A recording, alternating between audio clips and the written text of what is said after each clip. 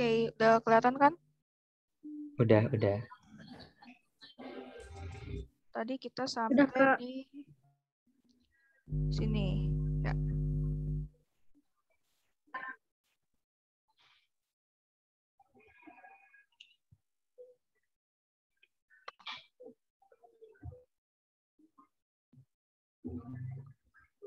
Ini mau kita langsung lanjut aja ya, biar. Ini belum ke presentasi, Nat. Iya, bentar ya.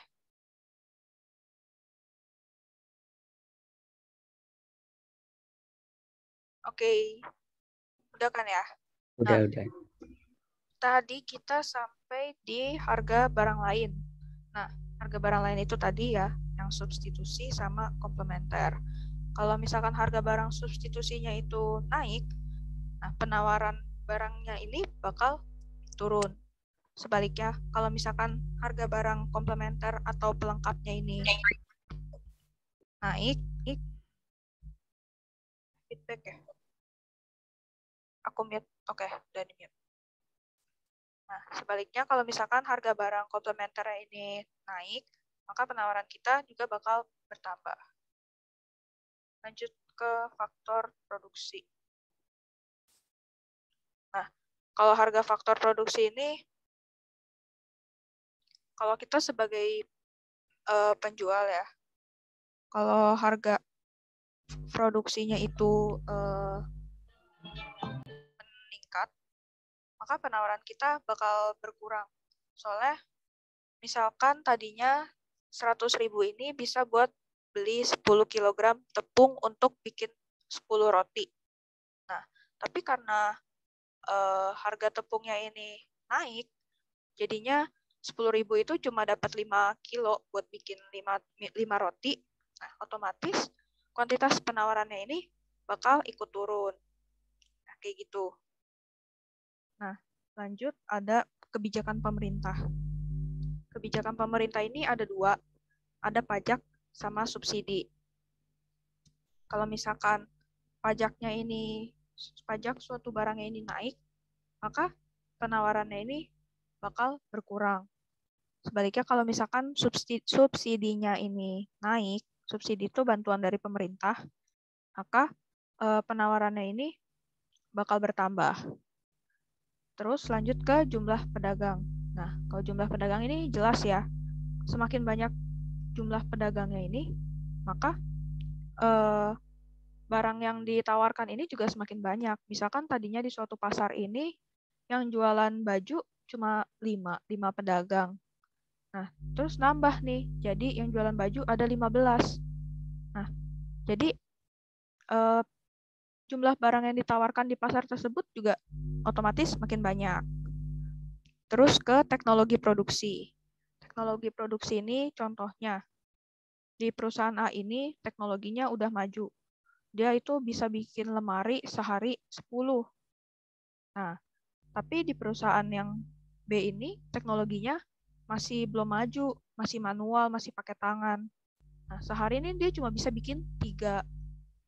Otomatis penawaran yang di B ini, kuantitas penawaran di B ini makin sedikit kan, lebih sedikit daripada yang di perusahaan A yang teknologi produksinya udah maju, udah bisa pakai mesin. Nah, kayak gitu.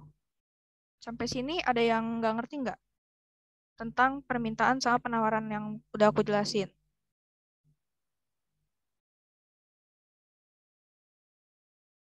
Gimana?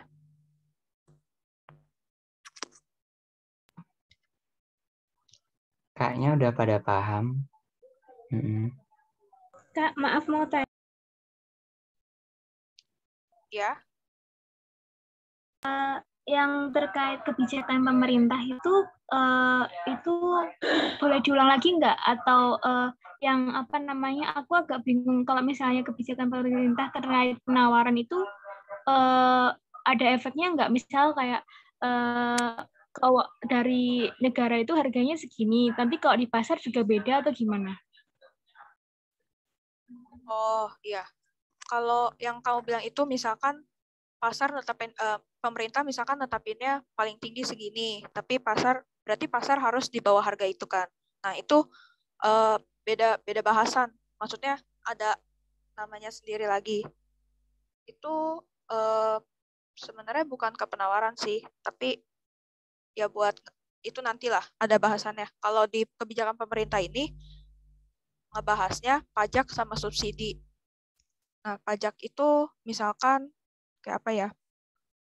Suatu restoran itu, kalau kalian beli restoran cepat saji, pasti kan ada ini ya, pajaknya 10%.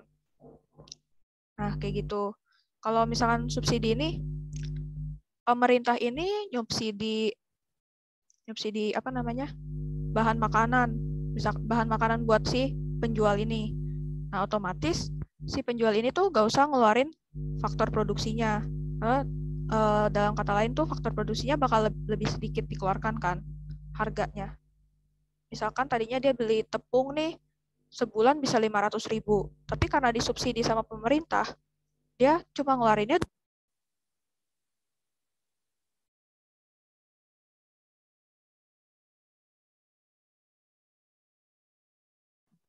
Halo, halo.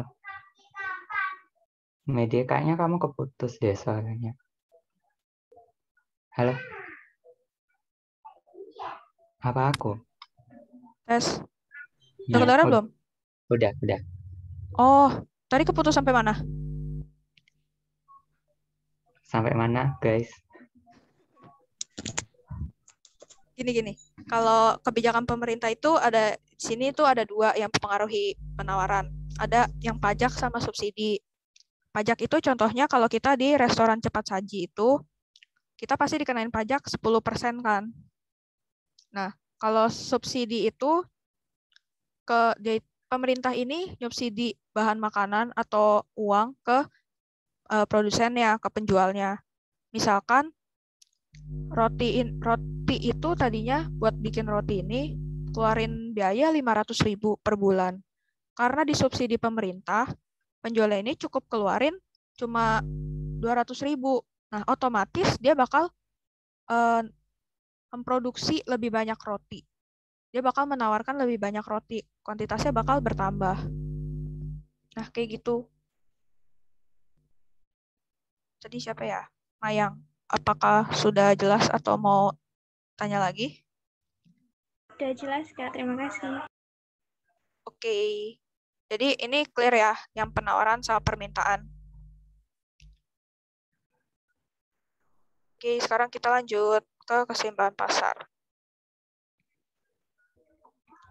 Nah, sebelumnya perkenalan lagi ya. Tadi ada beberapa yang belum kenal sama aku. Jadi aku biasa dikenal sama nama Kano.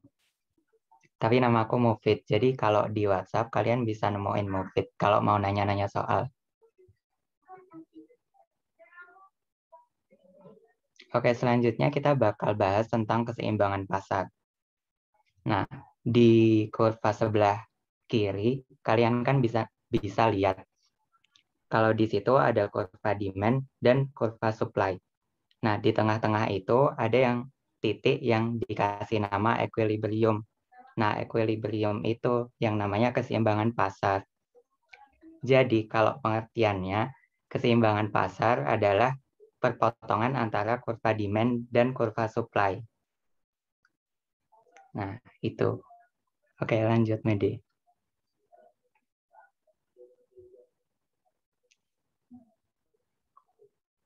Nah, di sini ada contohnya nih. Yang pertama kan ada kurva penawaran apel. Kemudian ada kurva permintaan apel. Kalau kedua kurva itu digabungin, bakal ketemu titik equilibriumnya, yaitu pada saat harganya 30.000 dan kuantitasnya 200 kan. Nah, pada saat harga 30.000 dan kuantitasnya 200, disitulah terjadi transaksi. Jadi transaksi itu nggak bisa terjadi di sepanjang kurva ya. Transaksi itu bisa terjadi pada saat titik keseimbangan pasar. Sampai sini pada paham kan? Paham nggak? Oke, lanjut.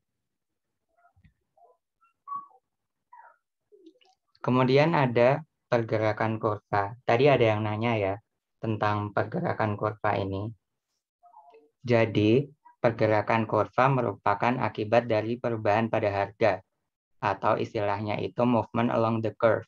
Jadi, kalau kita lihat di kurva penawaran apel di situ, sebelumnya kan pada saat kuantitas 0, harganya 10.000. Kemudian pada saat kuantitasnya 100, harganya 20.000. Dan seterusnya sampai pada saat kuantitasnya 400, harganya itu 50.000. Nah, ini yang dinamain pergerakan kurva. Jadi, faktor yang memengaruhi pergerakan kurva itu harganya aja. Harga barang itu aja. Jadi, pergerakan dari titik satu ke titik satunya lagi itu yang dinamain pergerakan kurva. Yang sebelahnya itu ada kurva permintaan apel kan. Pada saat harganya 50.000, kuantitasnya 0. Kemudian pada saat harganya 40.000, kuantitasnya 100.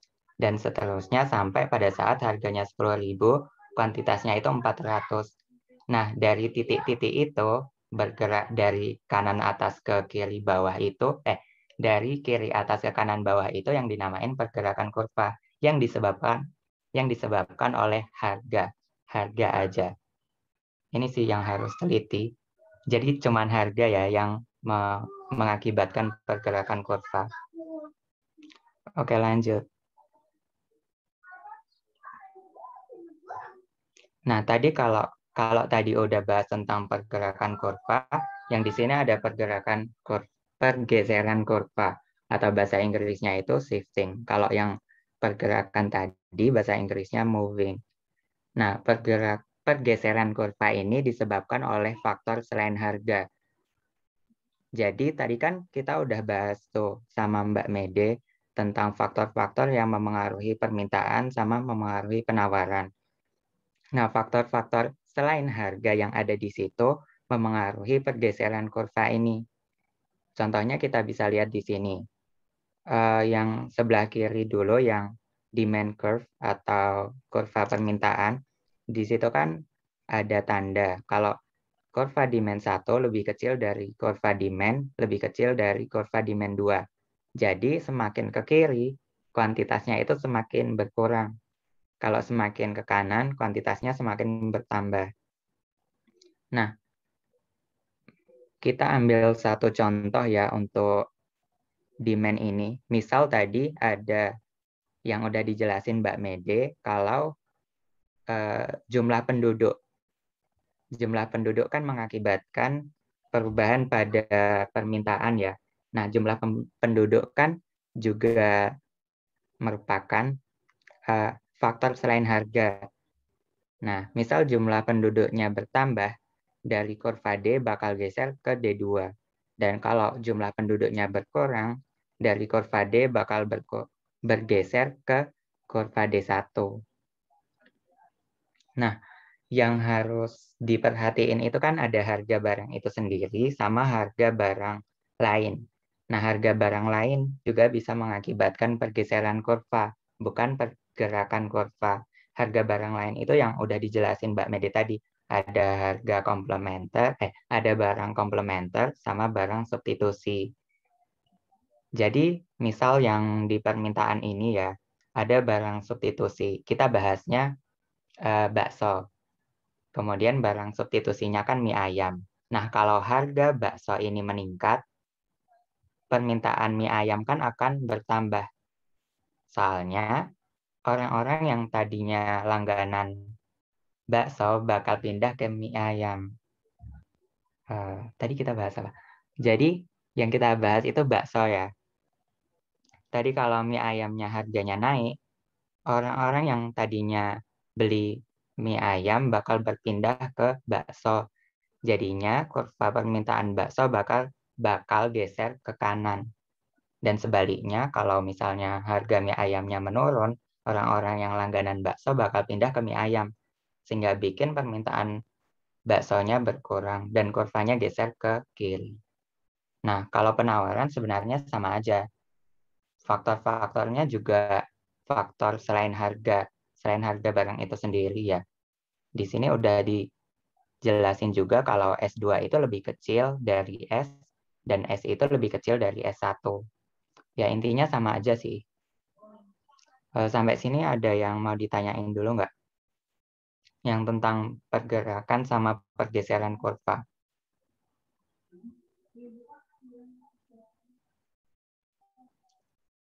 Udah paham belum?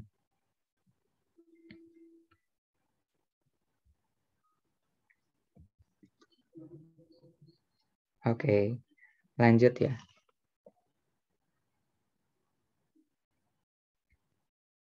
Nah, di sini aku mau bahas tentang keseimbangan pasar sama sama pergeseran kurva tadi. Udah sedikit complicated ya. Jadi pertama di sini ada, kalian lihat yang satu ya, yang sebelah kiri bawah. Media mungkin bisa sambil dikasih itu. Nah, di situ sebelumnya ada kurva SS0 sama kurva permintaan DD0. Yang udah aku bilang tadi, kalau keseimbangan pasar adalah perpotongan antara kurva permintaan sama kurva penawaran. Jadi, yang pertama itu keseimbangan pasarnya ada di titik E. Kemudian karena ada satu faktor yang mengakibatkan si supply-nya bertambah, jadi dia bakal geser ke kanan. Yang sebelumnya dari SS0 bakal geser ke SS1. Contoh paling gampangnya misalnya jumlah penjualnya bertambah. Nah, jumlah penjual bertambah bakal menggeser kurva ke kanan. Nah, kalau kurva permintaannya, jumlah penduduknya berkurang. Jadi dia bakal geser ke kiri. Dan karena persentasenya sama, kuantitasnya nggak berubah. Ini kalian lihat ya, yang sebelumnya kan keseimbangan pasarnya ada di E. Kemudian setelah kurvanya berubah, keseimbangan pasarnya ada di F. Yang semula harganya ada pada P0, bakal berubah ke P1. Harganya bakal berkurang dan kuantitasnya tetap. Kenapa tetap? Soalnya persentase pertambahan penawaran sama persentase pengurangan permintaannya itu sama. Jadi nggak memengaruhi kuantitas. Lanjut ke yang 2. Sebelumnya kan ada kurva supply 0, SS0, sama kurva permintaan DD0. Nah, keseimbangan pasarnya juga ada di E tuh. Juga ada di E. Kemudian karena kayak tadi, jumlah penjualnya bertambah, bakal menggeser kurva SS0 ke SS1. Ingat, bertambah bakal menggeser ke kanan. Dan si kurva permintaan karena jumlah penduduknya bertambah, bakal geser ke kanan juga. Setelah kurva 2-nya itu bergeser, bakal ada keseimbangan baru, yaitu pada F. Nah, kalian lihat di sini yang berubah cuma kuantitasnya. Kenapa? Karena persentase pertambahan supply sama persentase pertambahan demand-nya itu sebanding atau sama. Sampai sini gimana?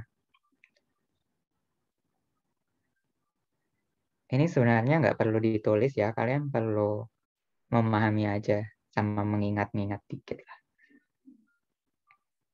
Kalau tanya aja ya.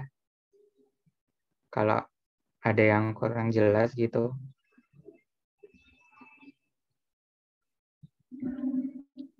Iya, kalau bertambah selalu geser ke kanan. Baik kurva demand ataupun kurva supply, baik kurva permintaan atau kurva penawaran. Kalau berkurang bakal geser ke kiri. Oke, lanjut. Nah, ini ada kurvanya buat jelasin yang tadi, tapi ini bakal bertahap. Mulai dari yang kiri atas ya, itu ada kurva supply S sama kurva demand D. Nah, titik hitam itu sebagai equilibrium-nya. Kemudian ada karena salah satu hal, misalnya apa ya? Kayak ada substitusi dari pemerintah yang mengakibatkan faktor produksi itu jadi murah sehingga si penjual bisa menjual lebih banyak barang. Nah, itu kan mengakibatkan penawarannya bertambah. Penawaran yang bertambah bakal geser kurva dari S ke S2, geser ke kanan. Nah, karena udah ada kurva yang baru,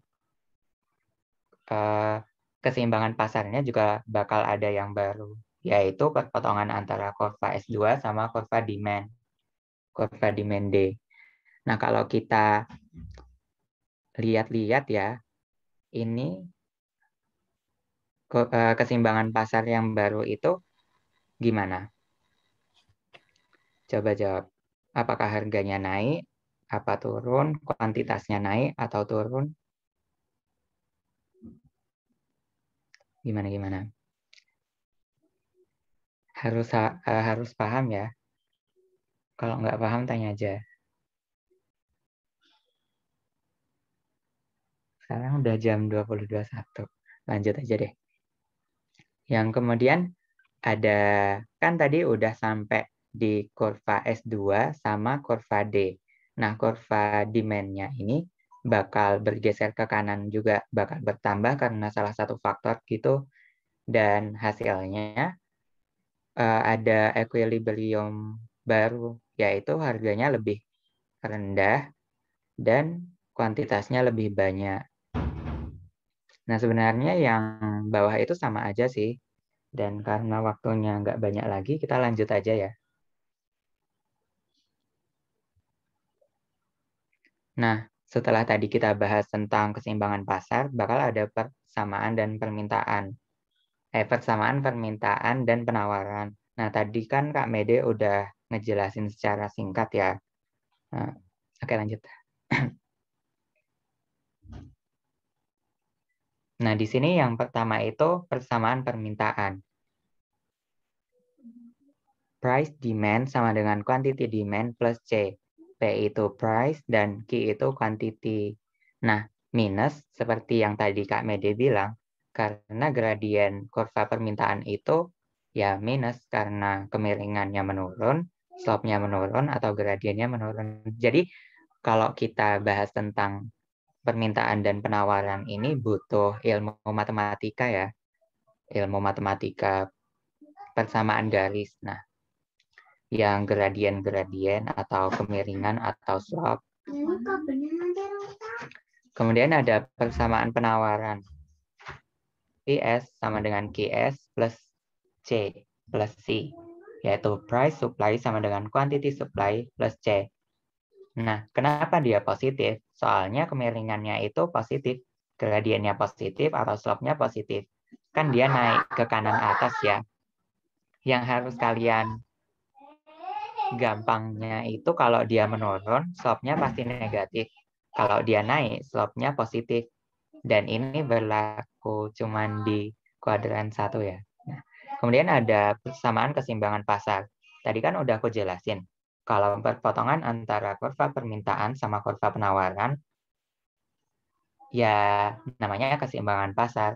Dan pas itu ada harganya sendiri sama kuantitasnya sendiri. Dan pada saat itu terjadilah transaksi. Nah, terjadinya transaksi itu cuman bisa terjadi kalau pada saat kuantitas supply sama dengan kuantitas demand. Kemudian harga supply juga sama dengan harga demand. Nah, kita bakal ada contoh soalnya nih habis ini. Oke, lanjut dulu Kak Mede. Kalian coba ya. Jika diketahui fungsi permintaan suatu barang adalah Q sama dengan 10 min P, dan fungsi penawarannya adalah Q sama dengan 4 plus P plus 2P, maka harga dan kuantitas keseimbangannya adalah...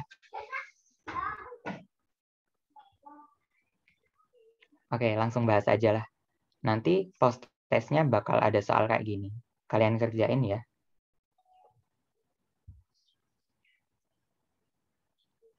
Nah, itu benar sih. Jadi rumus keseimbangan kan tadi udah aku kasih tahu. QS sama dengan QD dan PS sama dengan PD. Nah, di sini udah diketahui Q-nya berapa dan ya Q supply-nya berapa dan Q demand-nya berapa. Walau masih bentuk persamaan ya. tapi nggak apa-apa. Jadi buat nemuin harga dan kuantitas keseimbangannya, kita cuman perlu masukin aja. Jadi QS sama dengan QD. Langsung masukin aja 10 min P sama dengan 4 plus 2P. Kemudian 10 min P sama dengan 2P plus P, 6 sama dengan 3P, P sama dengan 2. Nah, CZ benar ya. Tapi itu cuman baru harganya doang. Ada kuantitasnya juga. Nah, kalau mau cari kuantitasnya, kita tinggal masukin P yang udah ketemu itu ke rumus persamaan yang udah kita ketahui. Kita ambil yang Q sama dengan 10 min P. Q sama dengan 10 min 2, Q sama dengan 8. Jadi P sama dengan 2, kemudian Q sama dengan 8. Paham ya?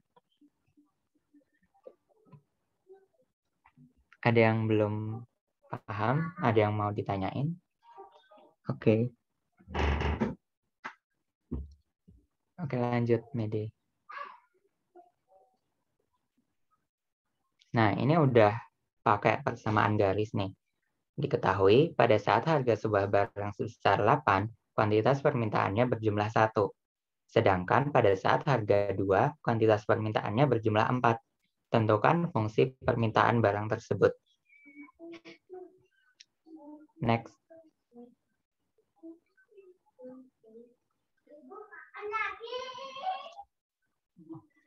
Nah, kalian semua pasti udah belajar tentang persamaan garis ya di matematika. Matematika wajib pasti adalah. Nah, rumus persamaan garis yang di matematika itu buat mencari gradiennya kan Y min Y1 plus M kali X min X1.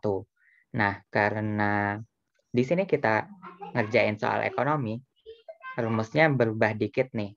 Jadi P min P1 sama dengan M kali Q min Q1.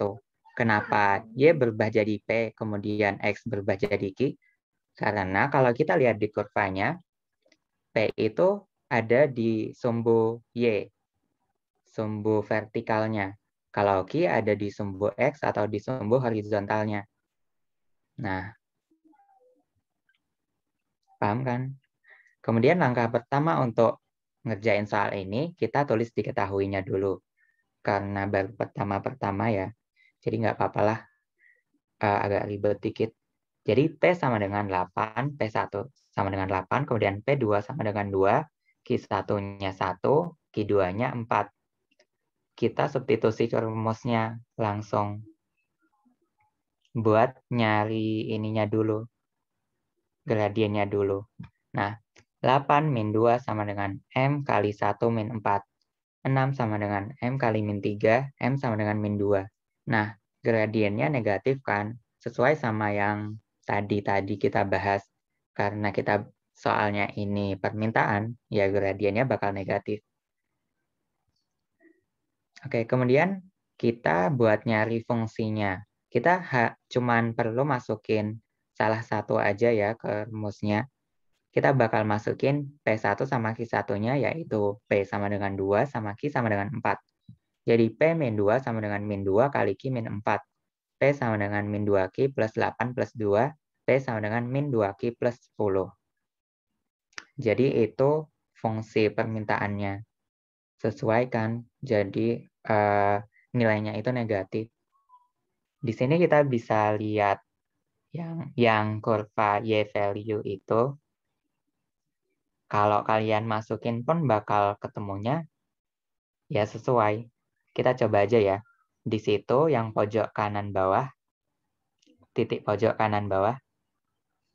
Nah, kan kuantitasnya 5 dan harganya 0. Coba kita masukin ke persamaan. Bentar. Kita pakai yang ini aja deh. P sama dengan 2, kemudian Q sama dengan 4. Kalau kita masukin P sama dengan 2, bakal ketemu Q sama dengan 4 nggak?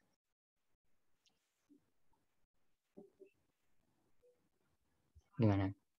Jadi 2 min 2Q plus 10. Pindah ruas jadi 8 min 2Q. 8 sama dengan min 2Q. Min 2-nya dipindah, Q sama dengan 8. Jadi benar ya. Nah, kita bawah kata substitusi ke rumus itu. Bawah, kan itu ada persamaan ya. Ini langsung masukin ke, oh ya. Oke. Udah paham kan? Lanjut yuk.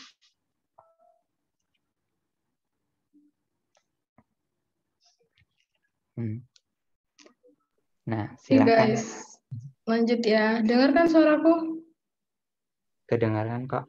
Oke, jadi selanjutnya itu ada intervensi pemerintah. Jadi intervensi pemerintah itu apa sih? Intervensi pemerintah itu adalah keterlibatan atau campur tangan pemerintah dalam hal apa? Dalam mekanisme pasar itu sendiri. Jadi next.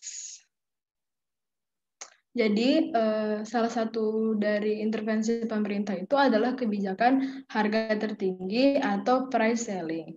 Jadi price selling ini adalah intervensi pemerintah untuk mengontrol batas tertinggi dari harga suatu barang atau juga biasa dibilang harga eceran tertinggi. Nah, price selling ini apa sih tujuannya? Tujuannya itu untuk melindungi konsumen dari harga barang yang terlalu mahal. Nah, contohnya ini gimana? Misalkan keadaannya lagi dalam keadaan gagal panen. Jadi ketika gagal panen, apa yang bakal terjadi? Otomatis hasil panen itu bakal lebih sedikit dong. Jadi hasil panen itu lebih jarang. Misalkan kita ambil contoh bawang. Nah, ketika gagal panen, otomatis jumlah bawang itu berkurang kan ya. Jadi ketika jumlah bawang berkurang, harganya otomatis jadi lebih mahal. Misalkan yang awalnya harga normalnya itu 50.000. Ketika bawang jadi jumlah barangnya bawang ini berkurang, otomatis harganya jadi naik nih, misalkan jadi 80.000. Nah, harga pasar ini kan jadinya 80.000. Nah, konsumen ngeluh nih, harganya kemahalan nih gitu. Nah, dengan karena konsumen yang dirugikan, otomatis pemerintah buat deh kebijakan dengan adanya price selling atau harga eceran tertinggi. Jadinya pemerintah itu menetapkan harga eceran tertinggi misalkan 60.000. Supaya apa? Supaya masyarakat tuh nggak terbebani dengan mahalnya harga bawang gitu. Ketika harga 80.000, konsumen terbebani nih. Nah, dengan begitu pemerintah menetapkan harga eceran tertinggi itu 60.000 supaya masyarakat nggak terbebani dengan harganya. Nah, price selling yang efektif adalah di bawah harga keseimbangan. Nah, kenapa? Kalau bisa kita lihat tadi kan misalkan harga keseimbangannya itu atau harga pasarnya itu 80.000. Nah, 80.000 ini kan membebani konsumen. Otomatis pemerintah harus menetapkan harga eceran tertinggi itu di bawah harga pasar. Supaya apa? Supaya konsumen itu enggak terbebani. Nah, ketika diterapkannya price selling, otomatis akan terjadi excess demand atau kelebihan permintaan. Kenapa gitu? Karena ketika harganya jadi lebih murah, otomatis konsumen tuh banyak dong yang makin mau beli, kan harga jadi lebih murah. Tapi karena harga jadi murah, produsen itu jadi loyo nih, jadi males memproduksi, otomatis barang produksinya itu jadi berkurang, tetapi permintaannya itu bertambah. Nah, jadi kalau kita bisa lihat di kurvanya itu, titik keseimbangannya, harga keseimbangannya itu kan di PE, di perpotongan antara supply dan demand. Nah, ini tuh harga keseimbangan, harga pasarnya, misalkan tadi harganya kan udah mahal nih, jadi 80.000. Nah, tapi pemerintah menetapkan price selling atau harga eceran tertinggi itu jadinya di garis PC ini. Nah, jadi ketika ini di supply-nya, di penawarannya itu kuantitasnya berkurang, jadi di QS kan. Nah, sedangkan ketika permintaannya itu jadi lebih banyak karena harga udah murah. Nah, jadi ini di KD. Nah, jadi ketika itu terjadilah excess demand atau kelebihan permintaan, atau bisa juga dibilang shortage supply atau kekurangan supply gitu, atau kekurangan penawaran. Oke, next. Sampai sini udah ngerti kan ya? Tadi price selling, ada yang mau ditanya mungkin? Oke, kalau nggak ada, aku lanjut ya ke floor price. Jadi, kebijakan selanjutnya ada floor price. Apa sih floor price itu? Floor price adalah intervensi pemerintah yang berguna untuk menetapkan batas bawah harga dari suatu barang atau harga eceran terendah. Nah, tujuan dari floor price ini kebalikan dari price selling tadi. Tujuannya itu untuk melindungi produsen dari harga yang terlalu rendah. Nah, contohnya gimana? Misalkan nih kita lagi dalam keadaan panen. Jadi ketika panen itu otomatis hasil panen itu semakin banyak kan. Jadi ketika suatu barang itu semakin banyak, otomatis harganya itu semakin murah. Nah, misalkan nih harga pasar pada saat itu dengan barang yang semakin banyak, misalkan harganya 10.000. Nah, produsen bilang nih bahwasanya harga 10.000 itu merugikan mereka. Jadi apa nih yang harus dilakukan pemerintah? Nah, pemerintah harus menetapkan harga eceran terendah. Supaya apa? Supaya produsen itu tidak dirugikan. Jadi floor price itu efektifnya memiliki harga yang lebih tinggi dari harga keseimbangan. Jadi misalkan harga keseimbangan atau harga pasar pada saat itu 10.000.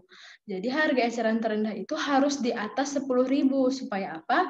Supaya produsen itu mendapat untung. Karena kan 10.000 tadi produsen itu rugi. Jadi harga misalkan pemerintah buat harga eceran terendahnya itu atau floor price-nya itu 12.000 supaya produsen mendapat untung kan. Nah, ketika pemerintah menetapkan floor price, maka akan menyebabkan excess supply atau kelebihan penawaran. Kenapa? Karena ketika harganya lebih mahal, otomatis produsen itu akan lebih semangat nih memproduksi. Tapi konsumen sebaliknya karena iya nih di kurvanya salah, sebenarnya kurvanya salah, nanti bakal aku jelasin. Nah, karena udah harga lebih mahal, otomatis konsumennya malas beli. Nah, kalau kita lihat di kurvanya ini kan salah. Ini kurvanya tadi sama, yang di sini itu sama kayak price selling, tapi seharusnya garis PC-nya itu berada di atas PE-nya gitu. Kan ini ada PE-nya kan, harusnya kalau di floor price garis PC-nya itu ada di atas PE. Jadi ketika floor price diterapkan, produsen itu lebih banyak melakukan produksi, jadi lebih semangat tuh, jadi kuantitas produksinya itu lebih banyak, tapi sebaliknya kuantitas permintaannya itu lebih sedikit karena harganya udah jadi lebih mahal gitu dibandingkan harga pasar. Jadi ketika floor price diterapkan akan menyebabkan excess supply atau kelebihan penawaran. Oke. Next. Oke, selanjutnya ada jenis-jenis pasar. Boleh di next, Mede.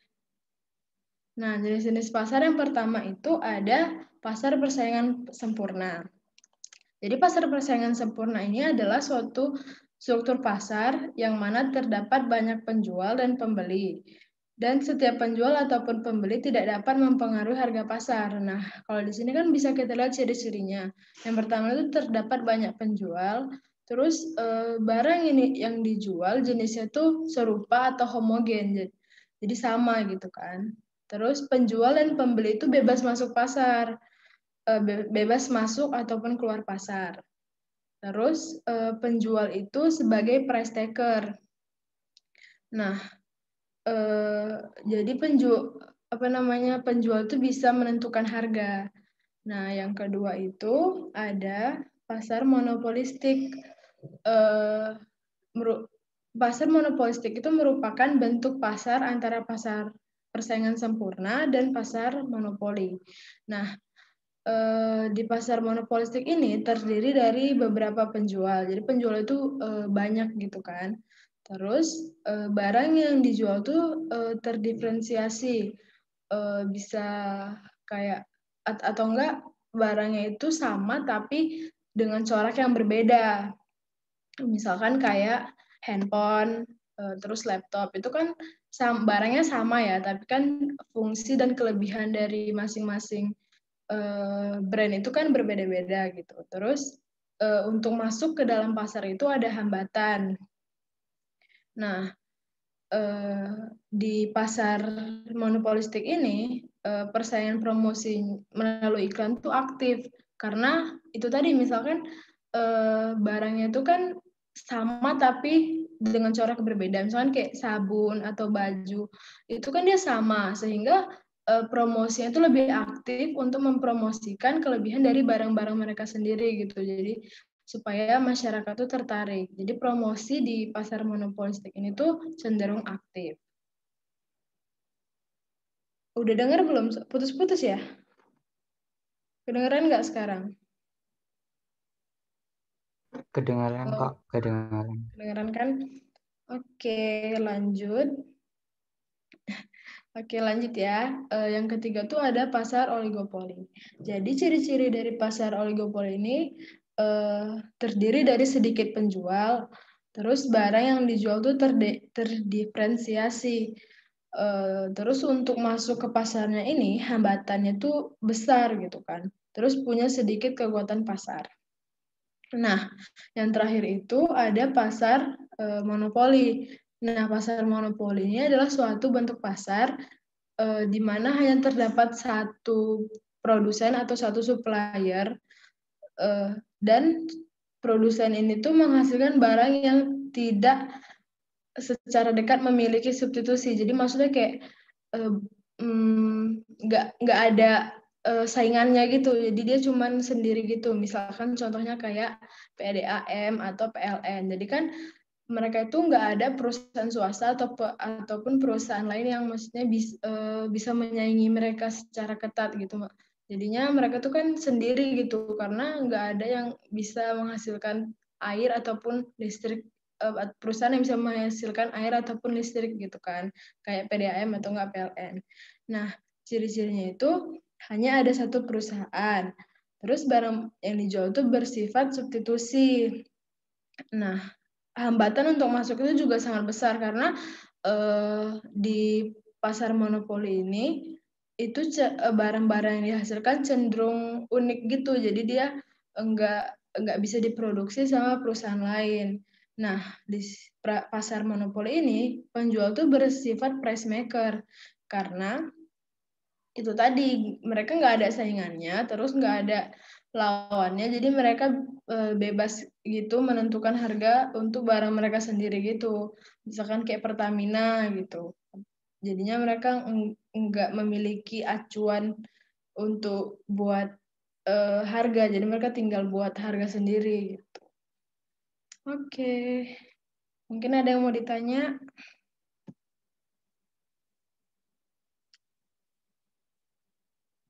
Oke. Ya nih guys, materinya udah sampai sini aja. Jadi kalian kalau mau tanya boleh banget nih sekarang, atau kalau malu tanya sekarang boleh PC ke kakak-kakak tutornya. Ada aku, Kak No, sama Kak Ijak. Nah, BTW ini kan udah jam 8.44 ya. Kayaknya karena udah kemalaman, jadi post testnya bakal aku share di grup. Tapi gak bisa aku bahas. Kalau misalkan kalian mau aku bahas, nanti aku bikin kelas tambahan aja. Atau kalau mau tahu jawabannya atau ada yang bingung, boleh langsung PC ya ke aku atau Kano atau Ijak. Oke? Oke. Sebelumnya nggak ada yang mau tanya kan ya? Bab ini harus paham banget ya. Iya, karena karena bab ini tuh berhubungan sama bab lain, terus lumayan sering juga keluar di UTBK. Benar-benar. Apalagi persamaan-persamaan itu jangan sampai nggak ngerti. Itu Gia Zahra mau tanya yang bagian mana? Bentar, aku share screen lagi. Ini. Yang mana? Yang ini, jenis-jenis pasar, mau tanya yang mana boleh. Tadi tuh sinyal aku jelek yang waktu bagian persaingan sempurna, jadi kurang nyimak. Kalau boleh tahu, no barriers to entry itu apa ya, Kak? Tadi aku nggak dengar soalnya. Oh, jadi no barriers to entry itu eh, gimana ya bilangnya? Kayak untuk masuk ke dalam, gimana ya bilangnya? Ya, jadi untuk masuk ke dalam pasar bagi Hmm, penjual ya, nggak ada halangan gitu. benar. Misal ada pasar yang jual gorengan aja gitu. Dan ini cuma contoh aja ya, contoh pasar persaingan sempurna, walau nggak ada nyatanya. Jadi ada pasar yang jualannya gorengan semua. Nah, banyak banget tuh kan pasarnya, si penjualnya. Mm, Jadinya kalau ada penjual yang mau ikut jualan di situ ya nggak ada masalah. Hmm. Jadi kayak nggak sulit gitu masuknya, kayak nggak ada hambatan untuk masuk ke pasar tersebut gitu. Tapi Tapi ini tuh cuman ya to be not, awalan aja ya buat struktur pasar. benar. Nanti bakal ada bab sendiri yang kita bahas lebih jauh lah. Benar. Terus to be not pasar persaingan sempurna tuh nggak ada gitu, belum ada gitu di kehidupan nyata. Jadi ekonomi itu sebenarnya nggak semuanya ada, Benar. tapi benar. Tapi ekonomi itu butuh kayak asumsi-asumsi atau model-model biar kita lebih paham gitu loh buat ngedongnya. Ini salah satunya.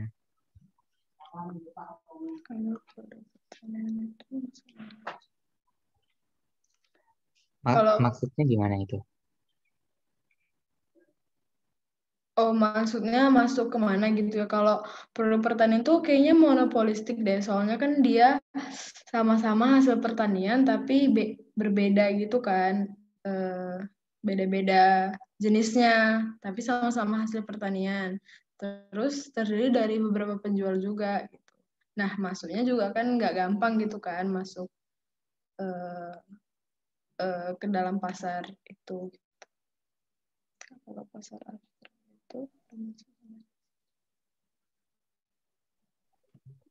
Itu ada yang nanya, barang yang dijual bersifat substitusi di pasar monopoli itu contohnya gimana? Jadi kalau penjual monopoli itu kan cuma satu. Nah, barang yang dijualnya itu barang sebenarnya tuh ini barang yang dijual tidak memiliki iya, barang substitusi. Maksudnya tuh ini di PPT-nya salah, harusnya barang yang dijual itu nggak ada substitusinya, jadi nggak ada gantinya. Misalkan tadi kayak PDAM kan dia menyediakan air, kan nggak ada perusahaan lain yang menyediakan air juga kan, jadi nggak ada substitusinya gitu, nggak ada perusahaan lain selain PDAM. Terus PLN menyediakan listrik, nggak ada perusahaan lain yang menyediakan listrik juga, terus kayak itu pokoknya dia nggak ada substitusinya. Kalau menurutku ya, alasan kenapa dia nggak ngadain substitusi itu, ya biar semua pembelinya ada ke dia, beli ke dia. Kan nggak ada yang jual barang substitusi itu. Pokoknya di pasar monopoli ini tuh barangnya itu cenderung bersifat unik gitu, kayak enggak semua perusahaan, enggak semua orang bisa menghasilkan itu gitu. Makanya lah dia cuman ada satu perusahaan. Apa nih? Kak mau tanya di rumus bersama. Maksudnya itu maksudnya apa ya, Kak? Dan itu ada yang nanya, Ya, kalau D-nya itu Kak konstanta. pasar abstrak ya, Oh, kayaknya itu abstrak. nggak masuk di sini deh. Soalnya ini jenis pasar berdasarkan persaingannya. Sebenarnya ini dibagi jadi dua ya, pasar persaingan sempurna sama pasar persaingan tidak sempurna. Yang pasar persaingan sempurnanya itu ya yang cuma nomor satu, Kalau pasar persaingan tidak sempurnanya itu yang 2, 3, 4. Itu sih. Dan yang paling penting keempat pasar ini sih. Kalau pasar abstrak itu kan pasar yang enggak nyata gitu ya, di mana transaksi antara penjual sama pembelinya itu hanya dilakukan melalui telepon ataupun internet. Tapi kayaknya dia nggak masuk ke jenis-jenis pasar di sini gitu. Ini kan jenis-jenis pasar berdasarkan persaingannya. Nanti mungkin dia masuk ke jenis-jenis pasar yang lain gitu, karena kan dia ada jenis-jenis pasar yang lain juga kalau nggak salah. Terus tuh ada yang nanya tuh, Kak, mau tanya, jadi di rumus persamaan penawaran itu ada PS sama dengan QS tambah C. Nah, C-nya itu maksudnya apa ya, Kak? Sorry tadi kurang. C-nya itu konstanta, ya kan? Coba mana tadi? Jadi C-nya itu nilai yang tetap gitu loh. Dia biasanya ada angka sendiri gitu. Nah, 10 itu konstantanya gitu. Dia nggak ada P ataupun Q, dia angka doang, itu konstanta. Kan di matematika juga ada gitu kan ya, konstanta. Jadi dia angka sendiri. Gitu.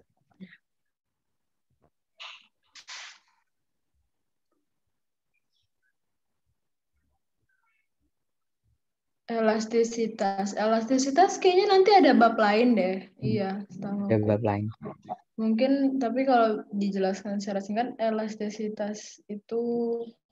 Nah, coba balik ke bab yang pasar tadi. Slide yang pasar. Pokoknya nanti elastisitas tuh ada ininya sendiri kok, babnya. Yang pasti kamu lihatnya yang ini ya, pasar persaingan sempurna punya elastisitas permintaan yang inelastis sempurna kan, alias kurva permintaannya itu horizontal. Ya itu ada sih, tapi nanti kita bakal bahas kok di bab selanjutnya.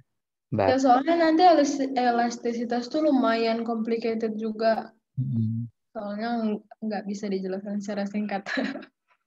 Oke Kak, nanti tunggu aja next class kalau ada elastisitas biar lebih detail. Yang penting harus paham dasar-dasarnya dulu, soalnya nanti di elastisitas itu emang udah lanjutan, jadinya udah ngitung-ngitung juga di elastisitas. Jadi gimana? Yang lain? Ada yang mau tanya lagi mungkin?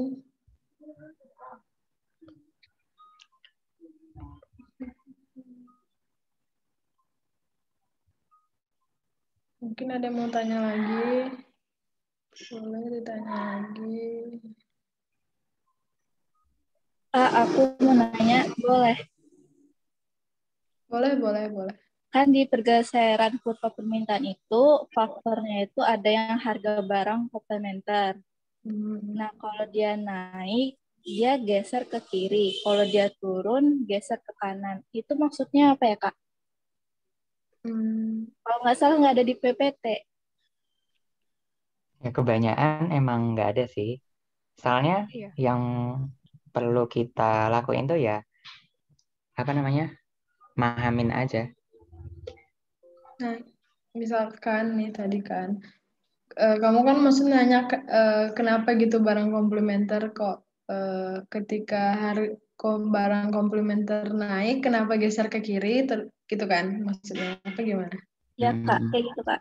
Kan ketika barang komplementer itu, kan komplementer itu kan sifatnya melengkapi kan ya, melengkapi barang itu sendiri. Jadi dia barengan gitu, misalkan kayak kaos kaki sama sepatu. Jadi ketika harga barang komplementer itu naik, otomatis apa namanya, peminat itu berkurang gitu kan.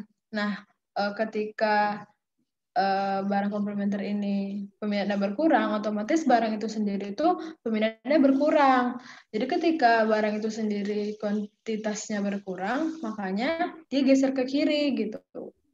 Nah, jadi kalau barang komplementernya, sebaliknya kalau barang komplementernya makin murah, otomatis kan permintaannya makin banyak. Nah, permintaan barang itu sendiri pun jadi makin banyak kan, karena dia saling melengkapi. Nah, otomatis akan geser ke kanan gitu. Jadi kalau barang komplementer itu makin mahal, maka dia bergeser ke kiri. Contoh yang mungkin lebih jelas itu kita ambil gas sama kompor ya, tabung gas sama kompor. Nah, itu kan saling melengkapi. Kalau nggak ada gas, kita nggak bisa nyalain kompor. Kalau ada gasnya doang, ya buat apa? Nah, jadi misal kalau si harga gasnya naik, pembelian kompor juga akan ikut berkurang. Soalnya ya gitu. Maksudnya kalau ada gas, harus ada kompor. Kalau ada kompor, harus ada gas. Tapi itu gimana? Yang tadi nanya udah paham apa belum?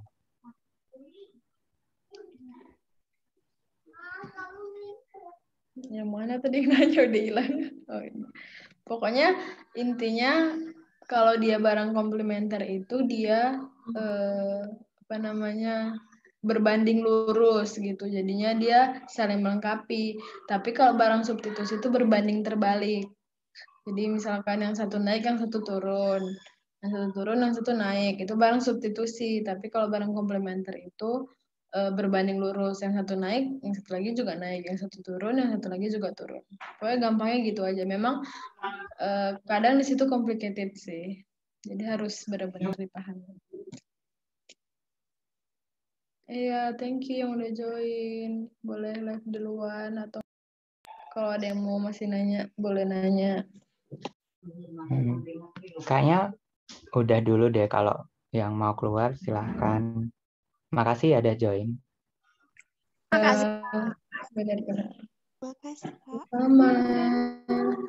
Thank you udah join. Iya. Iya. Makasih ya, Kak. Iya. Semangat terus, guys. Makasih ya, guys. Thank you, guys.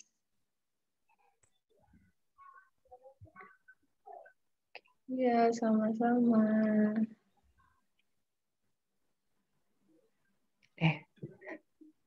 Enggak jadi deh.